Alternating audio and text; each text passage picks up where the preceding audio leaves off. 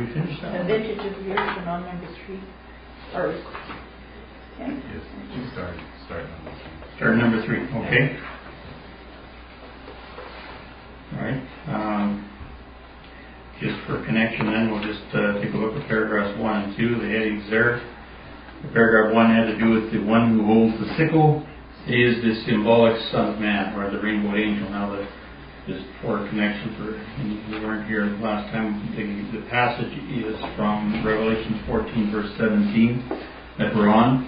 Another angel came out of the temple which is in heaven, he also having a sharp sickle. And another angel came out from the altar, which had power over fire, and cried with a loud voice to him that had the sharp sickle, saying, Thrust in thy sharp sickle, and gather the clusters of the vine of the earth, for her grapes are fully ripe. And that's kind of verse 19, and the angel thrust in his sickle into the earth, and gathered the vine of the earth, and cast it into the great winepress of the wrath of God. That's basically what this section covers, section 12, and then section 13 and 14 will deal with the verse 20. So what we're talking about here, you'll notice that there's a reference to another angel in verse 17 and in verse 18, and another angel. So, the question was, we were considering last week, how many angels of this type were there that appeared in the 17th chapter, and I think we came up with the number 4, or 4 altogether. We'll look at what these all mean. So paragraph 1 talked about the one who holds the sickle is the symbolic Son of Man. That was this another angel came out of the temple which is in heaven, he also having a sharp sickle. So that's Christ and the saints. Paragraph 2 different sickling executives are identified. In other words, it's the same agency but a different time period. So it's really still Christ and the saints, but just in a different time period of executing what it is that sickle has to do. And we'll just look at the summary of that. Verse 15 represents the judgment of Armageddon. That's verse 15 of this 14th chapter. Represents the judgment of Armageddon, by which the new divine power in the earth is established. After which the gathering in of the vintage symbolizes the conquest of Europe and the world, which follows upon the destruction of Gog. So that's another execution of judgment. So that's the reason for another angel appearing. Any comments on that before we proceed on? Everybody connected okay? Did you say 4 angels from verse 14 down? Is that what you're saying? That appear in chapter 14. Oh, okay. Now, they don't appear as another angel, but... There's already a third angel in verse 9, so that's what I was wondering. Okay. So you're saying there's more than 4? Well, I thought maybe there might be, but maybe I'm wrong. I think 5 actually. 5? I could be. Okay. They don't even want to speak on it, I know authority on it. Well, no, that's no problem. Let's take a look at it. There was 3 in earlier part. Let's take a look at it. There's heaven proclamation is the second angel, I think, and then there's the third angel after that.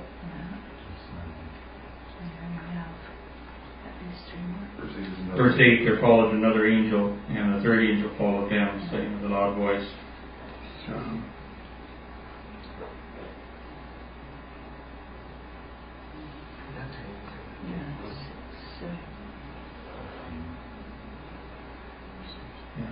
Well, there could be. I'm not sure about. We'll just take it as we go here, and we'll see what comes up on this. Because I think this may be the third angel that's speaking, that is spoken about here.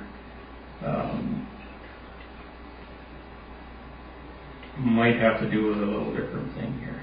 Okay. Is it significant? The number then? Yeah. The third angel followed him. It talks about the Roman system surviving, though Rome was swallowed up in the abyss like Sodom. With the overthrow of the city, a further appeal was made to Catholics to submit. And he talks about, because of the urgency of the message, he talks with a loud voice, and its importance to all who might hear. So this seems to be the angel delivering the message about the judgments, whereas the one that comes out from the altar, or from the nave, is the angel that is established in the heavens, which is the ones that are established in power.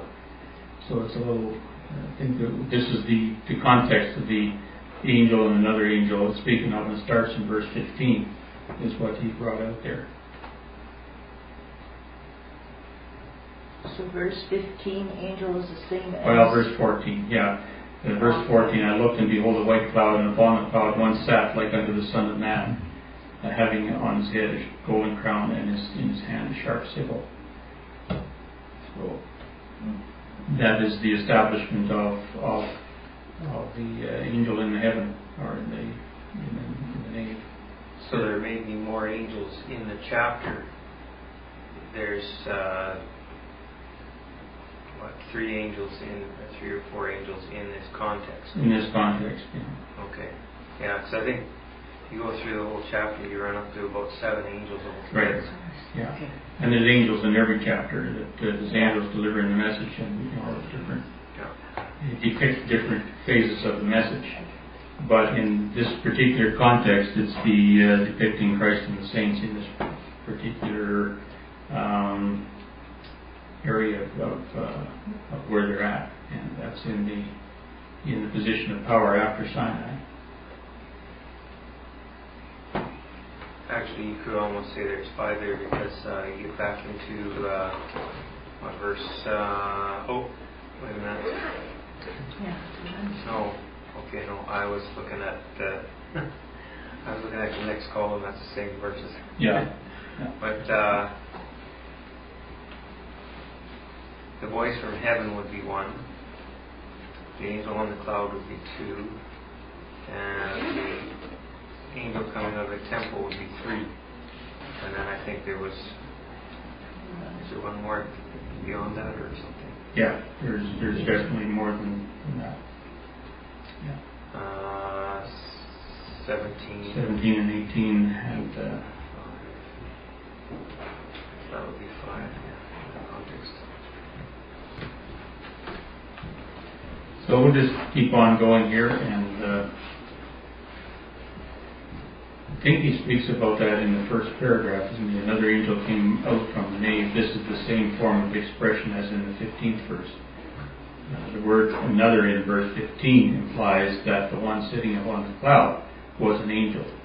So that's kind of the first reference to it. So in verse 14 he's saying the one sitting on the cloud was an angel. And another one then comes out of the nave in the 15th verse. So that would be number 2. And the other 2 that occur after that would be 3 and number 4. In that context. Gordon? I haven't really got it settled in my mind, but 7 is usually a very significant number. And Mm-hmm. this whole chapter is dealing with judgment phase and destroying the kingdoms of men and setting up God's rulership. So it would be fitting if it does turn out to be 7, which I'm not saying there is. I think number 4 is the symbol of judgment, isn't it, on the earth? I believe. So Yes. that would be fitting too. Yeah.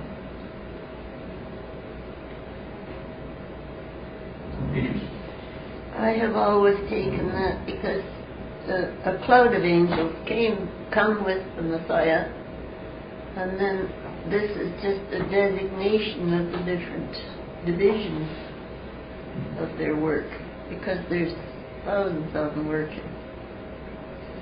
I don't know if I'm right. Well, the angel is symbolic of a multitude. Yeah. Yeah. It's the rainbow angel. And it's Right. the different executions of its work. Yeah, the different So there'd be divisions. little different time periods, Right. but all occurring after the time of Christ's return. Okay, paragraph 3 talks about the relationship between the first and last phases of the Armageddon battle. And, when we speak of Armageddon battle in that context, we're talking about everything that has to occur to put down the powers that be and make things ready for the beginning of the 1,000 years. And just putting it all under an umbrella and calling it Armageddon. But there definitely is specific references to certain parts of that operation that is called Armageddon as well. So we'll start in here and just read what he has to say in paragraph 3. The reaping of the harvest of the earth, which puts the saints in possession of the city of the great king, is only the beginning of national judgment. It is the smiting of the Babylonian image upon its Russia-Gogian clay feet by the stone power. And this is what is traditionally called the Armageddon, Battle of Armageddon, in this first phase. This shatters its homogeneity as a political organization under one imperial ruler. But though the continuity of its political elements is broken, the dynasties represented by the gold, the silver, the brass, the iron, and the clay of the image do still exist, so that the work remaining for the mighty ones of the Spirit is that of reducing the broken fragments of the image to the condition represented by the chaff of the summer threshing floors, which the wind carries away into non-entity. This is the work of the vintage in its simplest illustration. And the chaff he speaks of is spoken of in Daniel chapter 2, verse 35. Then was the iron, the clay, the brass, the silver, and the gold broken to pieces together, and became like the chaff of the summer threshing floor. And the wind carried them away, that no place was found for them. And the stone that smote the image became a great mountain and filled the whole earth. So this is speaking about a fairly long period of time. He's saying there was first of all the iron, the clay, the brass, and the silver and the gold were broken to pieces. And then there was an operation that made the remnants of that become like the chaff of the summer threshing floor. It wasn't like that right away. So, in summary, one begins the work, one being the smiting of the image on its feet, as one angel begins the work. The other angel, which has to do with the gathering and cleaning up the remnants, finishes it. Gordon? I was just reflecting on that image for a moment, and as we see, it represents the kingdoms of men, starting with the head of gold, which speaks of the quality of government, you might say, and as it progresses, it comes down to the iron and clay mix, which is basically junk, refuse, and it represents man's empires and how they degenerated as man has expanded and become more numerous and developed his own schemes of government.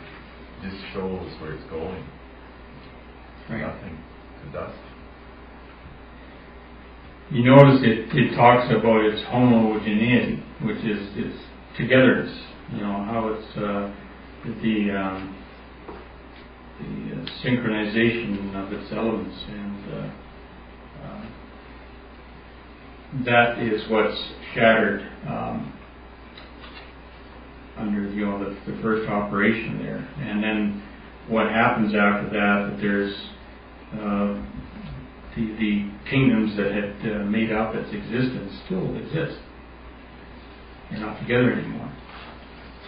So the image stands on its feet as one image. It's all together. Everything is there.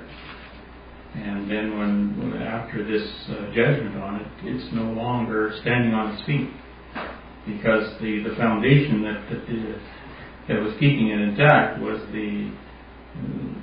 what you were just speaking about, the ingredients of the feet. The iron and the clay couldn't hold it together. And it all came crumbling down as soon as a little stone smote it there. Gordon? Yeah, that homogeneity, we see things like the United Nations, NATO, these various alliances that link the nations together supposedly in harmony. Human rights, all these kind of things that man has devised, and we see that all being broken just because the interconnection is gone, because they're exposed, or man's ways are exposed for what they are. Right. So we can really see, probably not the first operation started as of yet, but we can see the cracks forming, which the first operation shakes apart. Mm-hmm. So the preparation is being laid for that first operation right as we speak. And the other thing that comes to mind is that quotation. I was trying to think now whose quotation it is, but about the whosoever shall fall on him shall be broken, and whomsoever he shall fall will be ground to powder, ground to pieces. And you can see this happening. And I think really what was being referred to there was the difference between the destiny of the nation of Israel and the destiny of the Gentile nations. The nation of Israel has been broken, but it hasn't been destroyed so it will be blown away, not to ever be found again. The Gentile nations are facing that future where they will be ground to powder and blown away. And guess who's used as a tool to carry this out? Yeah. Israel. Yeah. So they cannot have the same thing, but and I think really it all ties in very much to the recognition and the subsequent treatment of Christ. The nation of Israel didn't recognize Christ, and they crucified him, and they were broken. The Gentile nations, particularly the Christian element of the Gentile nations, will not recognize Christ when he came the second time. And they're going to make the mistake made by the Jews over Christ look like a Sunday school picnic. They're going to throw every last resource possible that they can lay hands on in the whole world against Christ, and then they will be ground to powder. History repeating itself on a greater scale. Yeah. Lord. That what you mentioned, the nations will still exist, but their political systems will be ground to powder. But the people that survive the judgments will still be there as nations, and then they will be invited to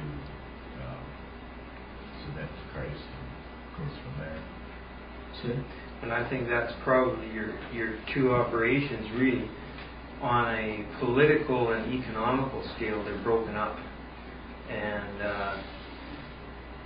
but they come back together again in a sort of a broken fashion over this Antichrist thing. mm-hmm.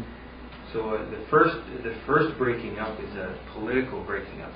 The second one will be the last great religious thrust of the beast and its worshippers, and we'll see that they throw even more resources and energy into trying to fight this Antichrist than they have into the original beating up that they get. Well, the glue that will be the synergy of the latter phase of it will be the ecclesiastical glue, whereas here is a political, economic glue that's holding them together. Very fragile, as is descriptive in the feet of the image. It's very fragile. But the important part is that the whole image does not stand on its feet until that time. And so even though the powers that are represented by the various parts of the image have kind of come and gone, they're not, that which they represented is not really truly destroyed until it stands on its image in its fullness and it's destroyed by Christ. So then that standing, the full standing of the image then is the ecclesiastical faith, or after the ecclesiastical faith, is that right? No, I think this is referring to the kingdoms of men as they are bound together by that political system, and I think the second phase is that's another story. Yeah.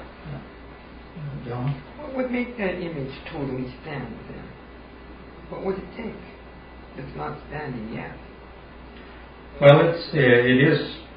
I mean, as we see it, it's pretty much standing there, but we just haven't seen the little stone yet. No, but it is standing. I mean, that's what I thought you had said that it wasn't standing yet, but then maybe it isn't. Well, I guess at this time that John had been writing this, at the time the Revelations was written, it wasn't standing. See? I guess in a sense the standing must not be quite completely full, otherwise the stone would be showing up. So it's when the fullness of time has come. Yes. It's so there are still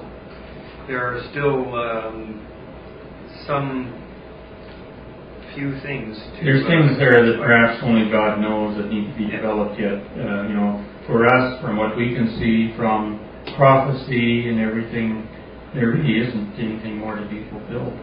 In terms of having to be fulfilled before Christ returns. How does that standing up then coincide? Because Russia really isn't part of that image, is it? Is it? They're hoping to be. Yeah. So we don't really have the kind of cooperation that needs to exist between Russia and the European. May not just have all the cohesion there that the homogeneity speaks of. That may require a little more development yet. Yeah. Because I don't know if you saw that that speech of Putin, which Steve put on. It was a good talk, and he spoke about the man having his say, and from the roots up. But it all ended up in one phase. He said, if it doesn't work, they can always consult the higher up. Well, he's the higher up. Mm-hmm. So you can see how it can gel. And he also offered Europe help if they needed it, if they asked him. Very nice about it. there is a sense in which the ecclesiastical element, I guess, still remains of the image, because what you have when it's standing is you have one foot, as it were, on the Constantinople area and the other in Rome.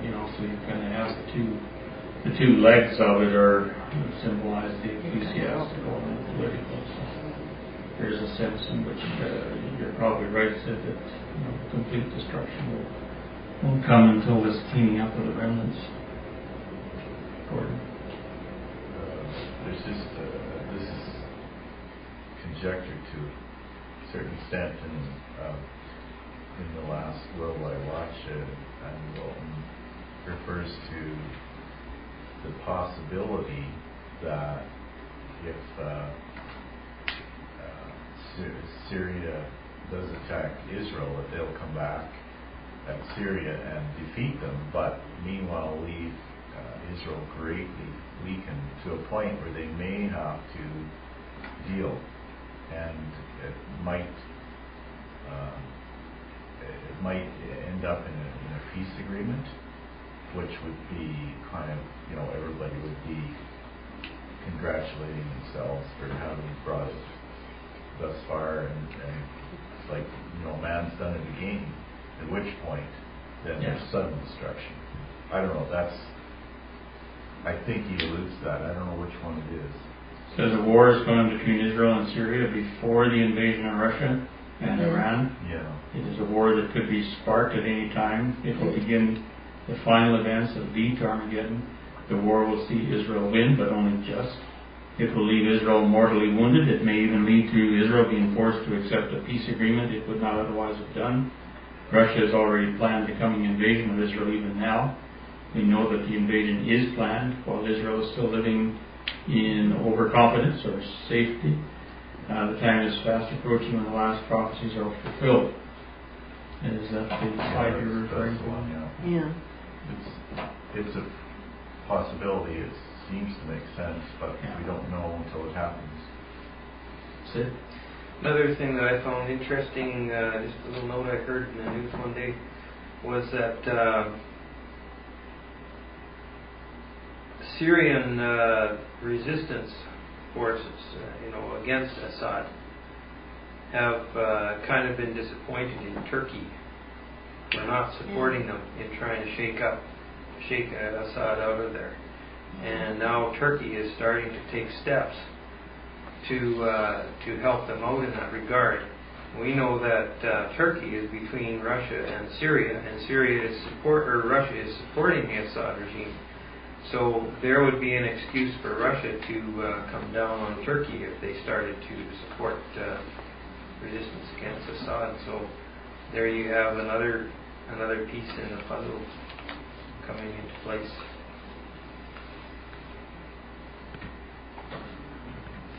Okay.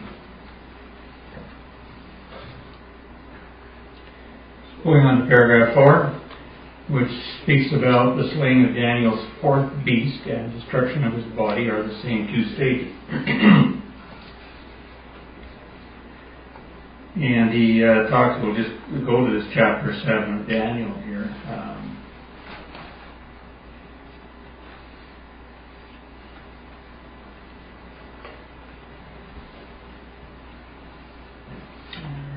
I think this is where it is here, in verse 11.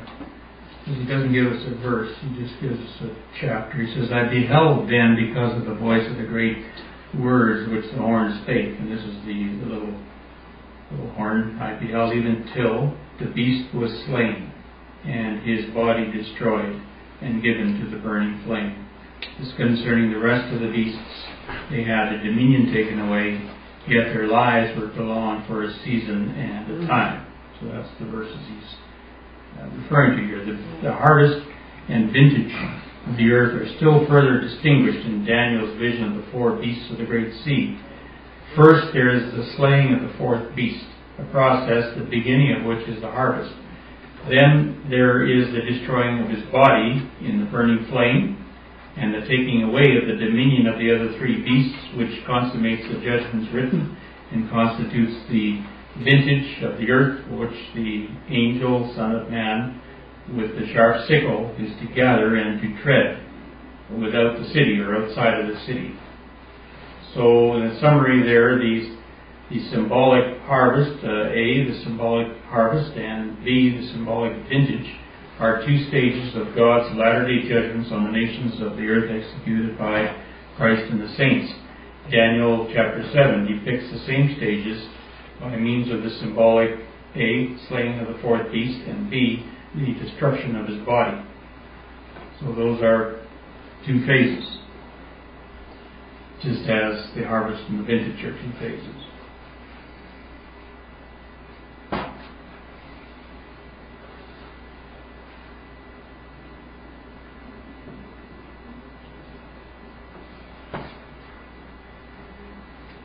I think that's something when we just do a casual reading of it, we generally tend to put it all together into the same thing, but he breaks it down here. Vintage, that's referring more to the grape harvest. The grape harvest, yeah. So would that be... There's the cereal harvest and the grape harvest, and the one followed the other. Yeah, okay. The grapes is the nations, right? Yeah, it'd be what's left after the harvest of the grain thing, that phase. Isn't that where it speaks about the treading on it and the blood came to the horses' bridles, which That's is in Verse 20 there. the ruling Yeah. ones of the Roman Empire, sort of thing. Yeah.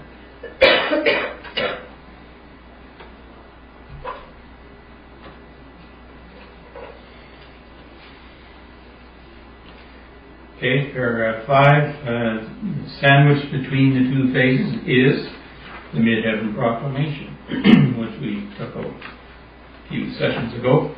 It says, but before this angel issues forth from the heaven, the proclamation of the Aeonian gospel is made through mid-heaven. That's back in verse 7. It announces that the hour of the judgment, or the time of the treading of the winepress by the angel, is come. When these causes and its result are manifested, it is found that the political organization symbolized by the beast and the false prophet, the king of the earth and the 10 horns, making in the aggregate the powers within and without the great city Babylon, refused to comply with the demands, in evidence of which the beast and the kings of the earth and their armies gather together to make war with the Lamb and them that are with him. And he quotes from chapter 19, verse 19. And I saw the beast and the kings of the earth and their armies gathered together to make war against him that sat on the horse and against his army. And verse 14 of chapter 17. These shall make war with the Lamb, and the Lamb shall overcome them, for he is the Lord of lords and the King of kings. And they that are with him are the called and chosen and faithful. So in the overall picture of the 50-year time of the end, the Mid-Heaven Proclamation is inserted between the two stages of judgments, providing the remaining nations with an opportunity to submit to the newly established power in the earth. So this will be after the smiting of the political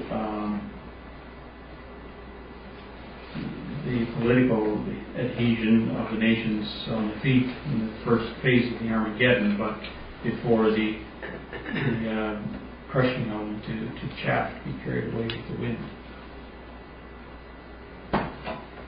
I remember Reen gave a talk one time on Armageddon, and it's very interesting. He likened it to childbirth.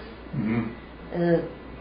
The sieges, and then things quieten down a little bit, and then it comes again and more desperate, and so on. Yeah. And it's all Armageddon, but it's different phases of it. Phases of it. I wonder how many would submit. You know, will it be the huge number or just scattered few, I wonder?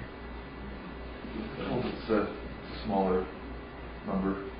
It's always a remnant. It's just a remnant. So like at that point, the responsible will be judged, but the call goes out to the ignorant. Yeah. And I forget exactly the verses, but the indication is that it's relatively few. Very few. The majority will follow the government or the leaders, man's leaders. It's unfortunate, that's the way it is. You know, what's going on these days, it's very, I would imagine it would be very, very hard for the remnant even to hang on. Unless they really got right out of it all and went up into a mountain or something. Yeah. Because they're going from door to door killing each other now. I mean, it's a terrible. That'll be their, I guess if they come to the realization that this is the right thing, that'll be their trial to stand up for what they believe is right, even though they just have learned it. I'll see if I can find that verse. Where is verse this week? Just looking at the timeline here.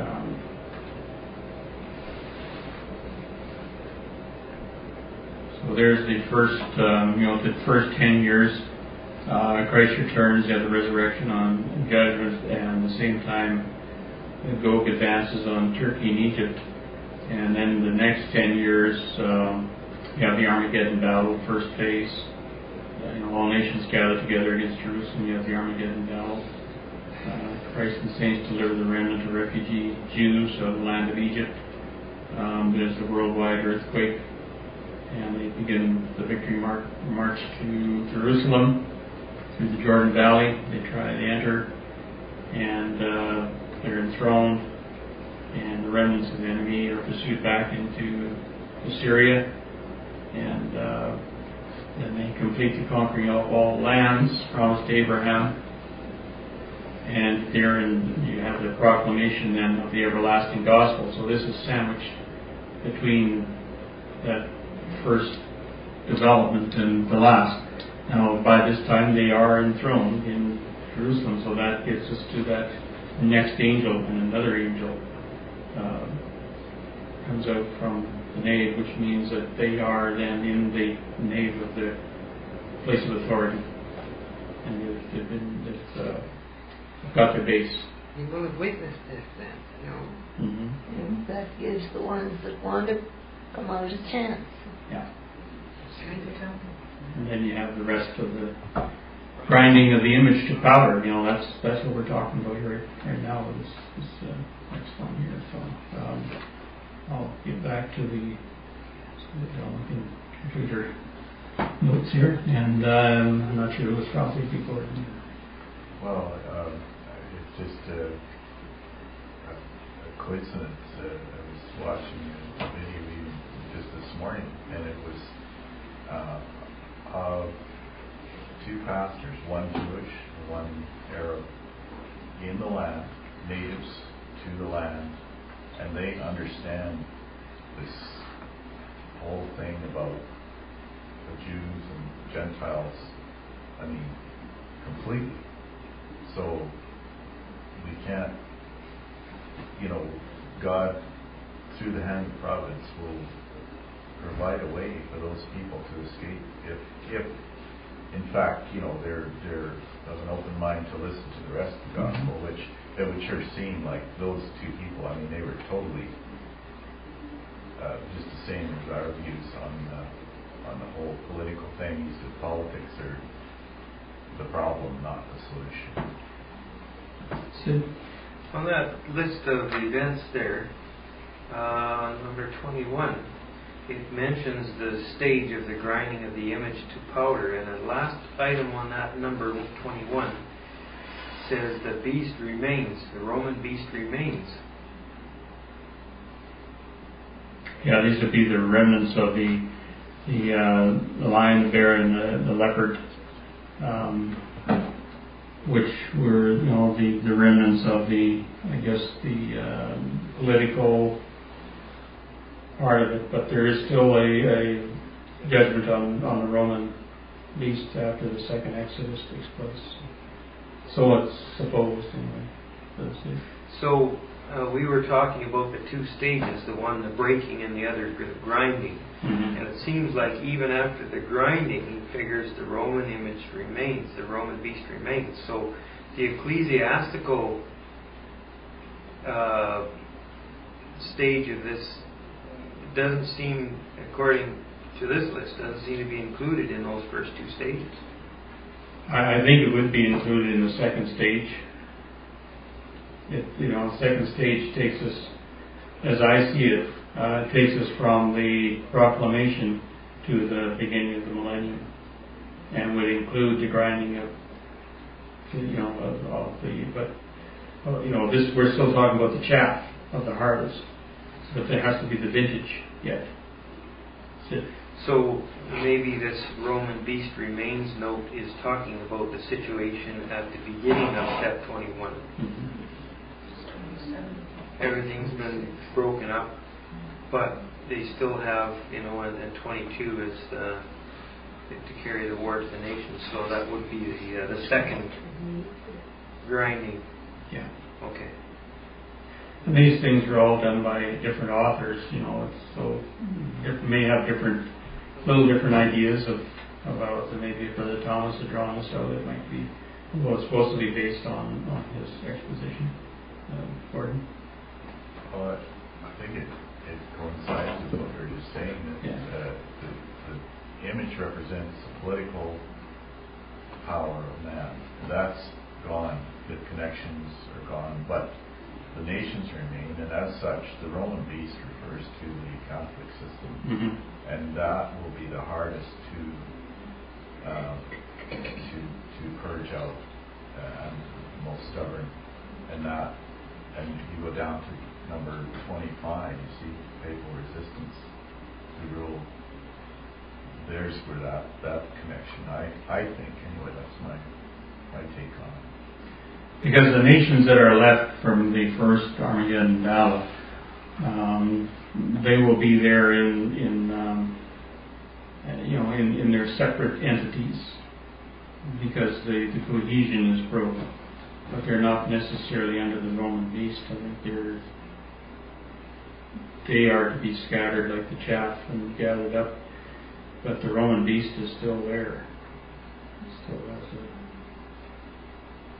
And the second phase we'll look after that as well. That clay element, according to Brother Thomas, what I've read, will be the first to crumble, whereas the iron won't crumble. That's what the word means.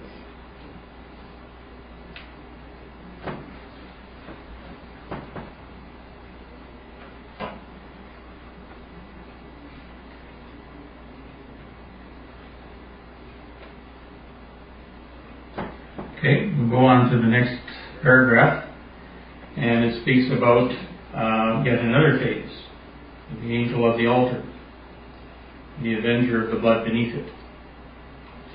Affairs having arrived at this crisis, the deity determines to exercise forbearance no longer. This decision is evinced by another angel coming out of the temple from the altar, having power over fire. That's verse 18.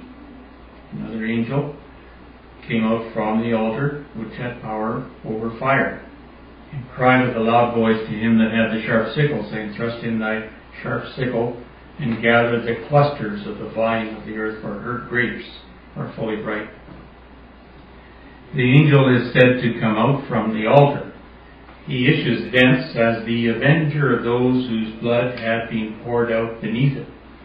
Hence the altar is symbolical of the apostles, prophets, and saints, and of all slain upon the earth, for the witness of Jesus and for the word of the deity. And of course those are all references to this in various portions of Revelations. We can come back and look at those a little later.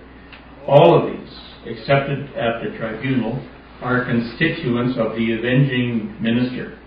They live again. That's all these that have, whose blood is being poured out beneath the altar, the saints, those who were persecuted, they live again. And the judgment being given unto them, they have power over fire, over that fire with which Babylon is utterly burned. Chapter 18, verse 8. That into which the beast and the false prophet are cast alive. That with which the worshippers of the beast and his image are tormented. That which is mingled with the crystal sea, and that the smoke of which ascendeth to the end of the 1600 furlongs. This is the fire, our wrath of the deity, poured out unmixed in the cup of his indignation at their command. Their tribulations, sufferings, and downtreadings have continued and accumulated for ages and generations, so that the cry for vengeance in the day when the deity avenges his elect is truthfully represented as the shout of a great outcry.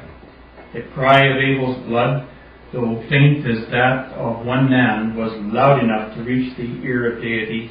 Hence the loudness of the cry proceeded from the angel of the altar is not because the avenger is hard of hearing, but symbolical of the multitudes to be avenged, a great multitude which no man can number, a great cloud of witnesses of whom the world is not worthy. So the angel of the altar here is symbolic of the previously oppressed and persecuted constituents of the rainbow angel awaiting their time, and that time has now come, signaled by the loud outcry that issues forth from the altar angel, Thrust in thy sharp sickle. Yeah.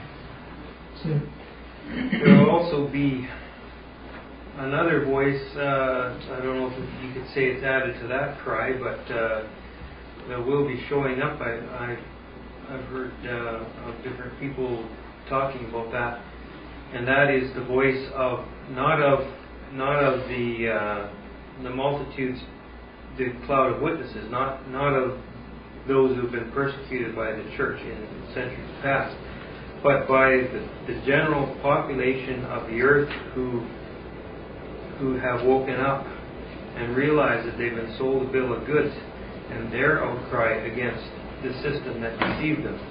How many of them will be left, we don't know, but there certainly will be a backlash against the Roman system by that class of people as well. Yeah. That'll be coming a little bit later, but you're right. I mean, there's a backlash against the system, and right here in this paragraph now we are dealing with that part of all of it, which is after the scattering of the chaff of the summer threshing floors to the wind. Now we're dealing with the vintage of the Roman beast which had persecuted the saints at these times. When you read it, this is the fire or the wrath of the deity poured out unmixed in the cup of his indignation. What does that unmixed mean? It's not diluted. Full concentration. Full I power. Okay. Yeah. Well, it's just destruction there. Yeah. Total destruction. Yeah. Through some of these verses here, it speaks about all slain upon the earth for the witness of Jesus and the word of the deity. This is chapter 17, verse 6. I saw the woman drunken with the blood of the saints and with the blood of the martyrs of Jesus, and when I saw her, I wondered with great admiration.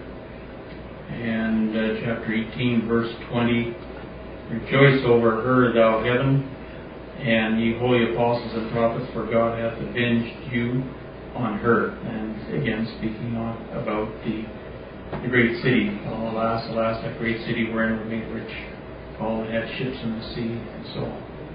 And thus will that great city Babylon be thrown down. So that's the context of that verse that's sandwiched in between there.